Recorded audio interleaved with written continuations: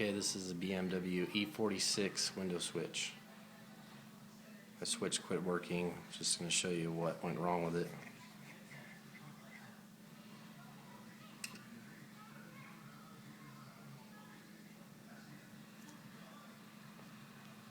This rubber piece inside ripped on the dongle. I guess it's the dongle switch. This is how the switch works. You move the lever inside. It pushes this piece right here.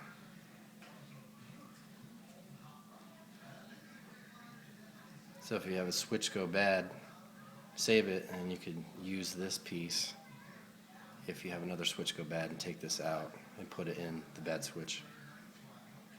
Because that's all that was wrong with it, is this is ripped. I tried gluing it several times and it didn't work. Alright.